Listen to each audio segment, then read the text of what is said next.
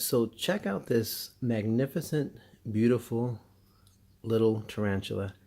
Actually, it's not a little tarantula, it's a medium-sized tarantula. This is a juvenile, so it's not fully grown. If you notice the feet, right where the feet are, there's little, looks like it has little pink toes. You can see that? So the common name to this tarantula is the pink toe, obviously because you can see it has little pink toes. But the scientific name is called the Avicularia avicularia. Now this is an arboreal species, meaning that they live all their lives up in a tree or up in high areas. These tarantulas really want nothing to do with the ground. When they're babies, they have more stripes on the abdomen, and as they grow to adulthood, they lose those stripes, and you can see that it's now a kind of a reddish color, and then also they get pretty dark, so almost black. The carapace or the head, the legs, and then those pink toes are really vibrant. One of their first lines of defense is to actually, try to get away from its attacker. So you may find that it jumps from a tree to a lower branch. They can glide. If the predator continues and they get close enough, this tarantula will actually shoot excrement, a little squirt towards the predator.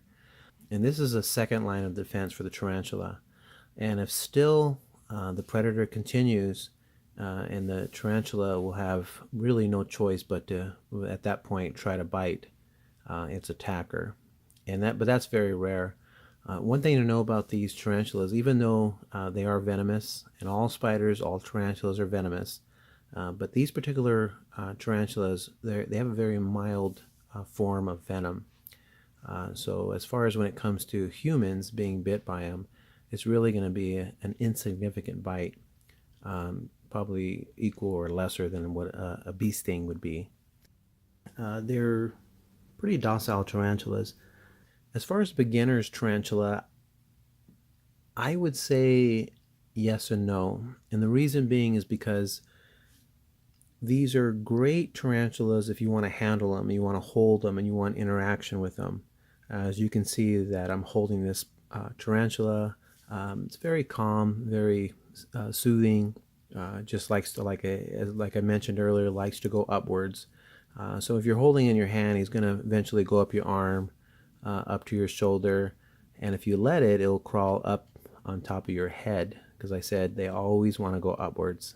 If you can see the two front feet, they're always reaching upwards. And this is why this is classified as an arboreal species or a tree-dwelling species.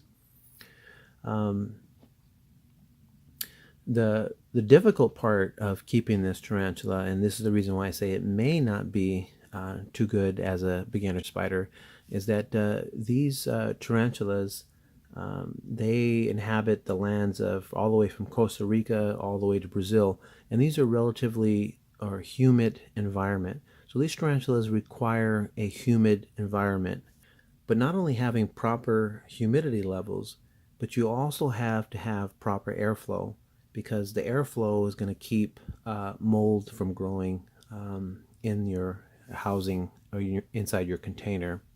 And that's what would be the difficult part of owning this tarantula.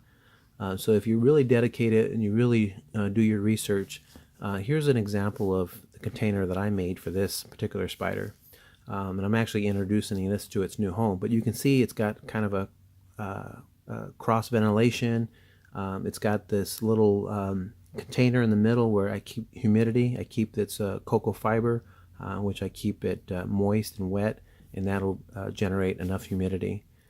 It's a taller container so that the spider can go upwards and feel comfortable being at that height.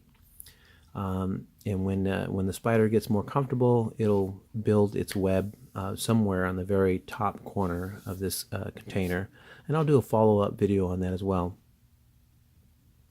So the balance as a new tarantula owner would be having a type of container or cage that you can keep tarantula inside, that you can house your tarantula and have proper humidity levels.